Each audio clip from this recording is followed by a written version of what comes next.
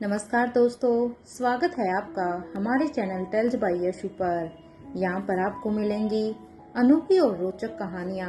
अगर आपको हमारी कहानियाँ पसंद आती हैं तो कृपया करके हमारी वीडियो को लाइक करें, इसको अपने दोस्तों के साथ शेयर करें और अगर आप इस चैनल पर नए हैं तो कृपया करके सब्सक्राइब करें। आपका हमारे चैनल पर विजिट करने के लिए बहुत बहुत धन्यवाद। चलिए आज की कहानी का सफर शुरू करते हैं। पिछले एपिसोड में हम सब ने सुना था कि यहाँ पर एक तरफ जहाँ पर अब्दुल दिखावटी रूप से अनिका को धमकी देने के लिए आ जाता है कि वो रोहित मारवा और आर्यन बाबा से दूर रहे वरना उसके लिए अंजाम अच्छा नहीं होगा। तो अनिका भी उसके इशारों को जान जाती है।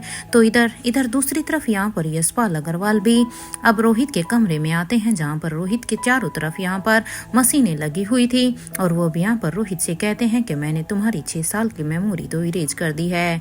अब मैं अपने मकसद में कामयाब हो जाऊंगा, क्योंकि अब मैं तुम्हें यूज करूंगा अनिका के खिलाफ, क्योंकि मेमोरी सिर्फ तुम्हारी लॉस हुई है, अनिका की नहीं। और मुझे अब कोई फर्क नहीं पड़ता कि अनिका की याददाश्त वापिस आई है या नहीं। अब चाहे जो भी कुछ हो, अब बस मुझे इंतजार है तो तुम्हारे होश में आने का, क्योंकि जैसे जैसे ही तुम होश में आओगे उसके बाद तो फिर मैं उस V16 पावर ड्रग तक भी पहुंच जाऊंगा और उस गोल्डन ड्रग तक भी। उसके बाद मुझे कोई भी नहीं रोक सकता। और ये कहते हुए ही वहाँ पर उसके चेहरे पर एक हंसी आ जाती है। मुझे पता है कोई मुझे स्ट्राइक दे रहा है, इसलिए पीछे के एपिसोड की मेन हेडलाइन मैंने यहाँ पर पहले ही बता दी है। कल तक शायद वो वीडियो मेरी फिर से स्ट्राइक से फ्री हो जाएगी, तो जिसने नहीं सुनी है वो कल सुन लेना। लेकिन हाँ, प्लीज़ मेरी आप सबसे रिक्वेस्ट है, आप सभी पेशेंस बनाए रखिए, क्योंकि ये कोई ज़रूरत से ज़्यादा ही ये सब कर रहा है। लेकिन मुझे विश्वास है कि साइबर क्राइम जरूर इसे ढूंढ कर निकाल लेगा। इसलिए प्लीज़ तब तक आप लोग शांति बनाए रखें। मैं अपनी कोशिश करूंगी। मुझे नहीं पता मेरी वीडियो कब तक यूट्यूब पर रहने वाली है, लेकिन मैं अपनी कोशिश भरपूर कर रही हूँ। अब कहानी आगे। इधर पेरिस में यहाँ पर एक अंधेरे में एक महल में बैठी हुई दिव्यांशी अभी यहाँ अपने रूम की बालकनी में खड़ी हुई थी। यहाँ पर दिव्यांशी अभी अपनी ही सोच में थी। वो भी पिछले 6 महीने पहले जो कुछ हुआ उसी के बारे में ही सोच रही थी। दिव्यांशी सोच रही थी कि कभी उसने सोचा नहीं था कि वो किंग कभी अनिका के कहने पर हम तीनों को छोड़ देगा। अरे इतने सालों से हम उस किंग के कब्जे में थे, लेकिन मुझे तो विश्वास नहीं हो रहा।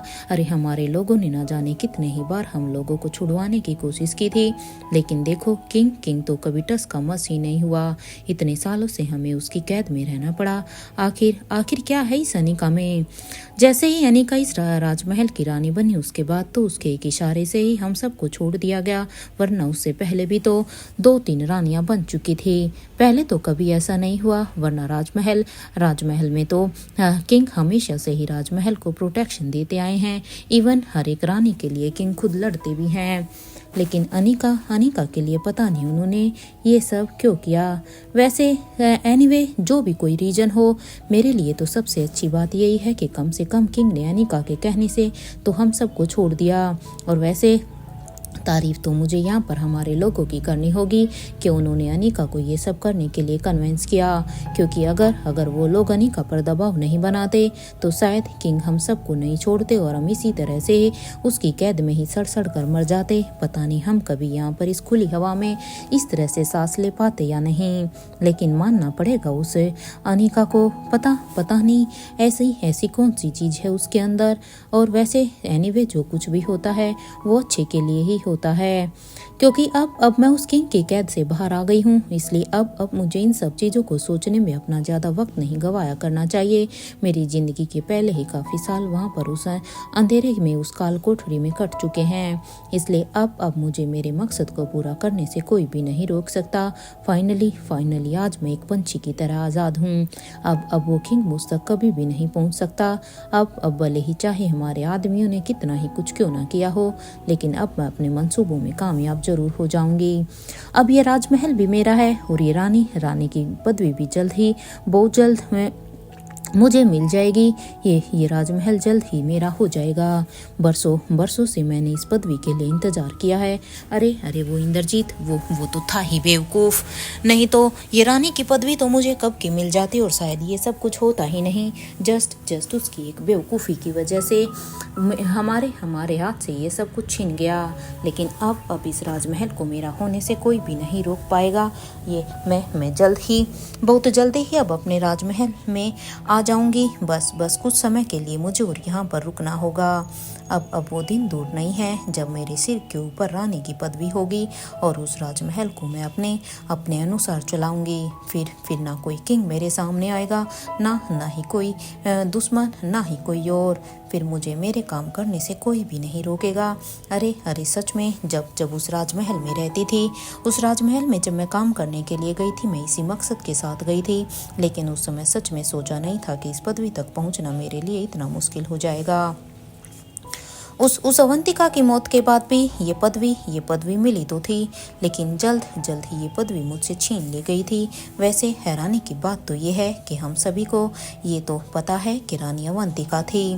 हम सब ने उसे देखा तो था, लेकिन उनका चेहरा अब हमारे ग्रुप में के किसी भी शख्स को मालूम ही नहीं है। मुझे अच्छी तरह से याद है वे दिन जब वो रानी की पदवी पर बैठी हुई थी और वो किस तरह से मुझे इंद्रजीत को सबको आदेश देती थी। लेकिन पता नहीं क्यों कोई भी उसके चेहरे को अब याद ही नहीं कर पा रहा है। आखिर ना जाने किंग ने हम सब के साथ क्या किया है कि हम में से किसी को भी उस अवंतिका के चेहरा मालूम ही नहीं है कि वो कैसा दिखता था। हालांकि कितने समय तक वो मेरे चेहरे के आगे ही थी। ये कैसे पॉसिबल हो सकता है? कोई तो ऐसा होगा ना जिसने रानी अवंतिका के चेहरे को देखा होगा, जिसे रानी अवंतिका का चेहरा याद होगा, या उसकी कोई तस्वीर या उसकी कोई झलक, कुछ तो होगा ही। ऐसा तो मैं मान ही नहीं सकती कि इस दुनिया से अवंतिका का नाम वो निशान मिट चुका होगा। मैं नहीं मानती, क्योंकि वो एक बहुत ही चतुर रानी थी। हम सब के इतने वारों के बाद भी उसे मारना हम सब के लिए कितना मुश्किल हो गया था। इसलिए ये तो मैं बिल्कुल भी नहीं मान सकती। उसी चेहरे को जानने के लिए सच में हमने रानी अवंतिका के सभी वफादारों को भी उसकी मौत के बाद अपने पास कैद करके रखा था। इसीलिए ही, ताकि इन फ्यूचर जब भी हमें राजमहल से रिलेटेड या रानी अवंतिका के बारे में कुछ भी जानना हो, तो हम उनसे वो सारी की सारी खबरें निकलवा सकते थे, क्योंकि उन्हें राजमहल के हर एक हिस्से के बारे में, हर चीज के बारे में सब कुछ अच्छी तरह से पता था। उस समय हम लोगों ने यही सोचा था कि हम इन सब को तोड़ लेंगे। हम ये अपनी वफादारी के हाथों या तो ये मर जाएंगे और मौत के डर से, या फिर ये हमें सब कुछ सच बता देंगे। लेकिन हैरानी की बात तो ये है, सच में मैंने वफादारी देखी है, लेकिन ऐसी वफादारी मैंने अपनी लाइफ में पहली बार देखी है। अरे इन सब में से कोई एक भी अपना मुंह तक खोलने के लिए तैयार नहीं है। वो सभी तो सच में उसके कुछ ज्यादा ही वफादार निकले। समझ में नहीं आता कि आखिर वो रानी अवंतिका ने उन्हें कौन सी वफादारी की गुट्टी पिलाई है जो उनके जहन से निकल ही नहीं रही है। वो लोग मरने के लिए तैयार है, लेकिन हम लोगों को उसके बारे में कुछ भी बताने के लिए तैयार नहीं है। मैं मानती हूँ हम सबको तो कि शायद उस किंग ने ही कुछ ऐसा किया है जो हम उसके चेहरे को भूल चुके हैं, लेकिन इसके वफादारों की आंखों के सामने आज भी वो तस्वीरें जरूर आती होंगी, क्योंकि इन्होंने उनके साथ वफादारी के साथ काम किया है। लेकिन मुसीबत तो यही है ना कि इतनी सारी प्रताड़ना देने के बाद भी वो लोग अपना मुंह नहीं खोल रहे हैं। बस अब बहुत हो गया। अब इंतजार, अब मैंने क्योंकि बहुत सारा इंतजार कर लिया है। इतने साल तो मेरे उस जेल में कैद हो गए, उस जेल में ख़त्म हो गए, और अब अगर मैं ऐसे ही इंतजार करती रही तो मेरा सपना कभी पूरा ही नहीं हो पाएगा। स्वाति अब तुम इंतजार करना, क्योंकि देखो अब मैं आ गई हूँ। और एक बात स्वाति मल्होत्रा, तुम अगर सच में उस यशवंत मल्होत्रा की बेटी नहीं होती ना, तो कब का तुम्हें इस दुनिया से बाहर निकाल चुके होते हम। तुम्हारे लिए यही सबसे अच्छी गुड न्यूज़ है कि तुम उस यशवंत मल्होत्रा की बेटी हो, और शायद इसी वजह से तुम जिंदा हो। वैसे सच कहूँ ना तो मानना पड़ेगा अवंतिका की बेटी को। जो बात इतने सालों तक मेरे जहन में है। मैंने कितनी बार कोशिश की कि मैं सर जी को वो सब कुछ बताऊं, लेकिन मैं सर जी को कुछ भी बता पाती, कि काश मैं सब कुछ बता पाती कि स्वाति, अनिका और वो लड़की जो लतिका की बेस्ट फ्रेंड है, हाँ क्या नाम है उसका, रिया, हाँ ये सभी अवंतिका की ही एक ब्लड लाइन है। मुझे नहीं पता कि सब कोई इस बात को जानता है या नहीं जानता है, लेकिन ये बात मुझसे तो पहले भी नहीं छिपी थी। मैं अच्छी तरह से जानती हूँ, क्योंकि जब भी वो स्वाति मल्होत्रा जब भी मुझसे वहाँ पर उस किंग के द्वारा वो मिलने के लिए आते थे, मुझे तब भी ये बात अच्छी तरह से पता थी। लेकिन काश अगर मैं सर जी को ये बात बताती तो वो अब तक इन तीनों तक जरूर पहुँच चुके होते, क्योंकि उन सब का तो मकसद ही यही है कि रानी अवंतिका की ब्लड लाइन को ख़त्म करना। और अफसोस की बात यह है कि शायद उन्हें अभी तक इसके बारे में पता ही नहीं है। मैंने अब मैं कैसे कहूँ कि उन्हें, और जब रानी अवंतिका ने अपने बच्चों को जन्म दिया था तो मैंने ही बदला था उन दोनों ही बच्चों को, क्योंकि उन बच्चों को बदलने वाला कोई और नहीं बल्कि मैं ही थी। और ये बात तो खुद सर जी को भी नहीं पता है। ये सोचकर ही अब दिव्यांशी के चेहरे पर एक स्माइल आ जाती है, और वो भी यहाँ पर अपने मन में ही काफ़ी प्राउड फील करती है और कहती है, सच में दिव्यांशी तेरा कोई भी जवाब नहीं। अरे जब तू किंग की कैद में थी तो उस समय किंग ने ना जाने कितनी ही कोशिशें की थी मुझसे सब कुछ सच जानने की, लेकिन मैंने भी कौन सा अपना मुँह खोला था, क्योंकि मैं अपने पास से इस तरह से सभी को नहीं खोल सकती। मुझे उस जेल में भी, उस कैद में भी एक उम्मीद थी कि मैं एक ना एक दिन तो वहाँ पर उस किंग की कैद से बाहर निकलूंगी। और देखो सच में मेरी उम्मीद सच में जीत गई। मुझे अभी भी यकीन नहीं हो रहा।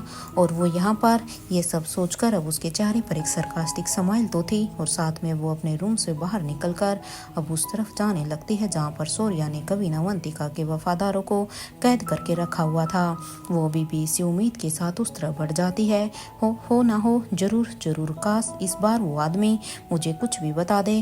काश उनमें से वो सभी ना सही, लेकिन उनमें से कोई एक तो अपना मुंह खोले, ताकि मुझे पता चल जाए कि रानी अवंतिका दिखने में कैसी थी, ताकि मेरे पास भी प्रूफ हो कि अवंतिका की ब्लड लाइन ये है। हालांकि ये बात मैं अच्छी तरह से जानती हूँ, लेकिन ये सर जी के सामने मैं कैसे कह सकती हूँ, मेरे पास इसका कोई पक्का प्रूफ तो नहीं है, क्योंकि सर जी के बारे में तो मैं भी अच्छी तरह से जानती हूँ कि वो साइंस को कितना मानने वाले हैं, और उन्हें हर चीज़ प्रूफ में चाहिए होती है।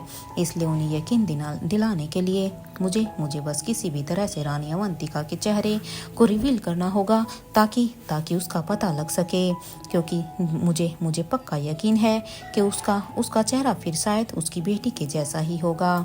जहाँ एक तरफ वो ये सोचकर उन वफादारों की तरफ बढ़ गई थी, उसने आज यहाँ पर फैसला कर लिया था कि वो इनसे सच निकलवा कर ही रहेगी।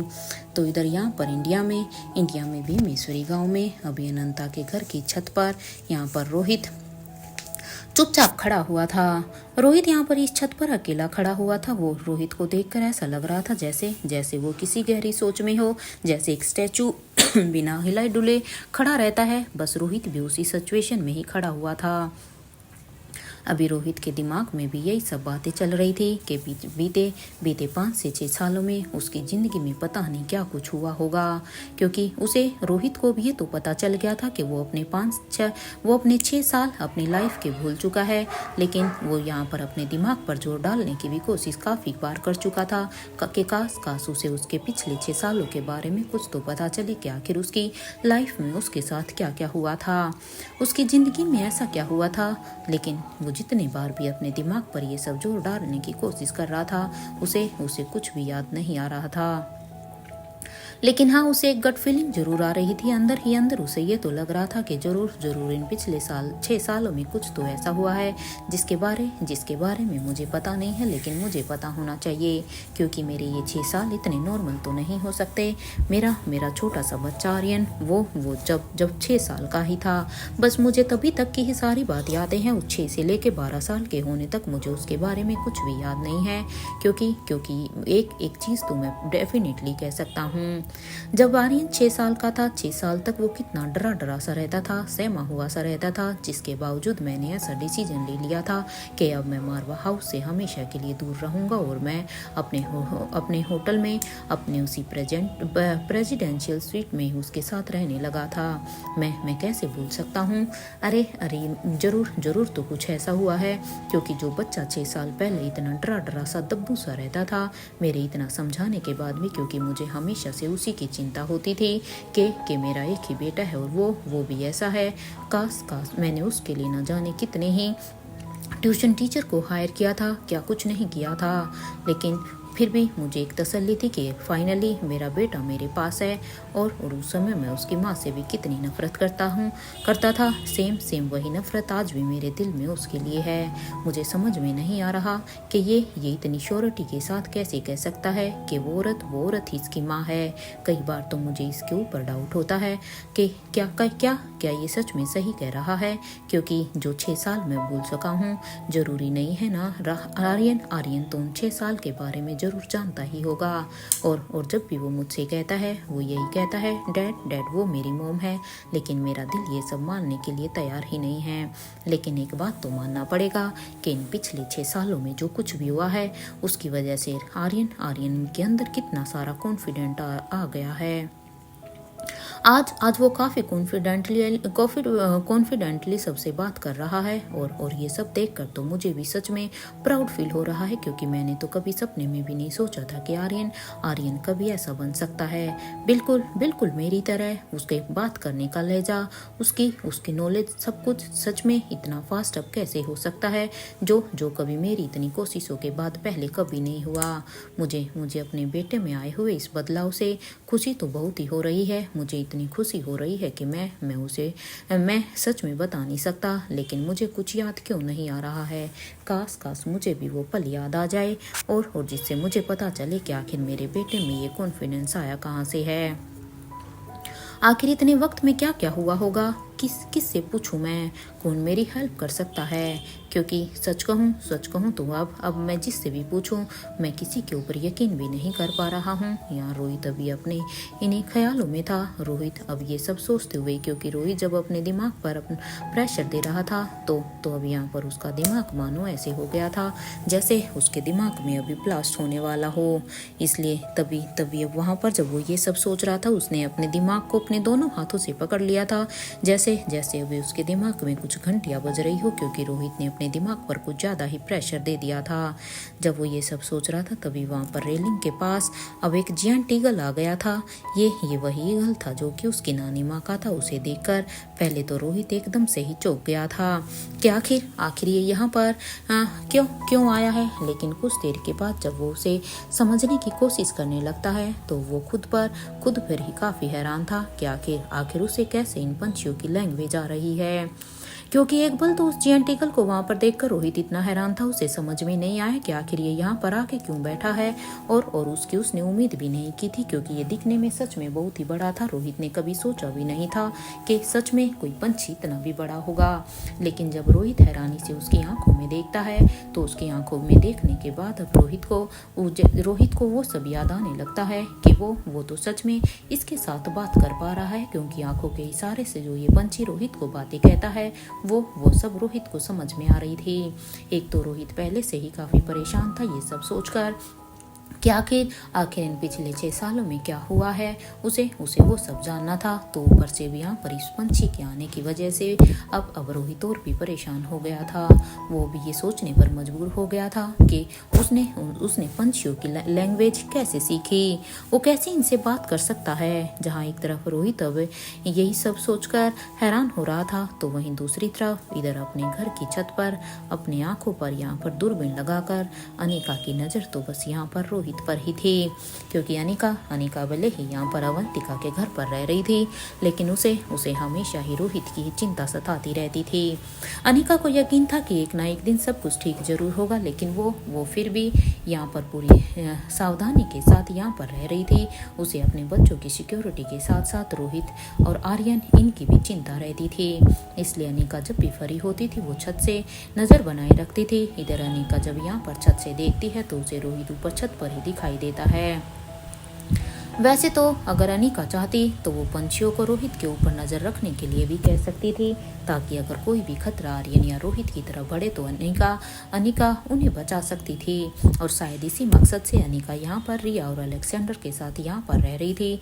लेकिन अनिका को ये भी पता था कि रोहित तुरंत समझ जाता और फिर उसे मौका मिल जाता फिर से फाइट करने का, क्योंकि अनिका को अब ये पता चल गया था कि रोहित पंछियों से बात अच्छी तरह से कर सकता है, और वो सब उसने कभी पहले ही सीखा था, ना कि इन पिछले 6 सालों में। इसलिए इसे उसकी वो स्किल तो उसे अच्छी तरह से याद ही होगी।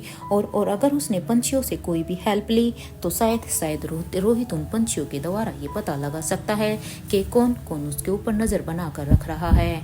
और अनिका फिर से वो सिचुएशन बिल्कुल भी नहीं चाहती थी कि उसे फिर से रोहित के साथ फाइट करना पड़े, जो सालों पहले उसके साथ हुआ था। अनिका रोहित की हर एक समझदारी को, उसके आईक्यू लेवल को अच्छी तरह से जानती थी। इधर कुछ देर तक अब रोहित के ऊपर अनिका नज़र बनाए हुए थी। उसके ऊपर नज़र रखने के बाद अब अनिका देखती है कि रोहित के सामने तो यहाँ पर अब नानी माँ का वो जिएंट ईगल ही है, जो कि वहाँ पर रेलिंग पर बैठा हुआ है। उसे वहाँ पर देखकर अनिका एक पल के लिए तो हैरान होती है कि आखिर नानी माँ का ये जिएंट ईगल यहाँ पर क्या कर रहा है। जब वो यहाँ पर और भी बारीकी से देखती है तो वो देखती है कि ये जिएंट ईगल तो यहाँ पर रोहित के साथ बात कर रहा था। ये देखकर अब अनिका को कुछ अजीब भी लगता है और वो अपने मन में सोचती है, यानी मेरा शक सही था कि रोहित सच में अभी भी पंछियों से बात कर सकता है। और वो अब अपने घर से अब बाहर निकल कर आ जाती है, क्योंकि अनिका को भी ये जानना था कि नानी माँ का ये जिएंट ईगल आखिर रोहित से क्या कर रहा है, क्या कह रहा है। इसलिए ये सब जानने के लिए, क्योंकि अनिका इतनी दूर से वो पंछी उससे क्या इशारों में बातें कर रहा था वो नहीं देख पा रही थी। इसलिए अब अनिका जल्दी से यहाँ पर अवंतिका के घर की तरफ बढ़ने लगती है। यहाँ पर जब अनिका यहाँ पर अनंता के घर की तरफ जाने के लिए तैयार होती है तो उसे बीच में ही रिया और अलेक्जेंडर अब उसे पीछे से आवाज़ लगाते हैं, क्योंकि जैसे ही अनिका दरवाजे के पास पहुँचती है तो अब रिया और अलेक्जेंडर दोनों एक साथ कहते हैं, मोम कहाँ जा रही हो। आप जहाँ कहीं भी जा रही हो प्लीज़ मोम, हमें भी आपके साथ चलना है। इधर उन दोनों की ये बात सुनकर अब अनिका अब पीछे की तरफ मुड़ती है और कहती है, नहीं बेटा, मैं अभी किसी ज़रूरी काम से बाहर जा रही हूँ। और देखो आप दोनों मम्मा से प्रॉमिस करो कि आप दोनों बिल्कुल भी यहाँ से कहीं बाहर नहीं जाओगे। अब अपनी मम्मा की इस बात को सुनकर अब रिया और अलेक्जेंडर दोनों एक पल तो एक दूसरे की तरफ देखते हैं कि आखिर उनकी मम्मा कहाँ जा रही हैं। लेकिन क्योंकि वो अपनी मम्मा के उसे और भी सवाल जवाब नहीं करना चाहते थे, इसलिए अब वो यहाँ पर हाँ में अपना सिर हिला देते हैं। तो अब यहाँ पर रिया कहती है, लेकिन मोम देखो जल्दी आना। अब यहाँ पर रिया की ये बात सुनकर अनिका कहती है, हाँ बिल्कुल। और अब वो ये कहते हुए वहाँ पर जितने भी उसके एनिमल फ्रेंड थे, जो कि वो सब अभी अनिका के पास ही आ जाते हैं। इसलिए अब अनिका अब यहाँ पर रिया और अलेक्जेंडर को ये कहने के बाद अब यहाँ पर अभी उन सभी एनिमल्स को इंस्ट्रक्ट करती है कि उनमें से कुछ वहाँ पर अनंता के घर की तरफ जाए, ताकि वो वहाँ पर जाने के बाद आर्यन को प्रोटेक्ट कर सकें, और कुछ को वो यहीं पर अपने इसी अवंतिका के घर में रहने के लिए ही कहती है, ताकि यहाँ से वो रिया और अलेक्जेंडर को उसके एब्सेंस में उन्हें प्रोटेक्ट कर पाए।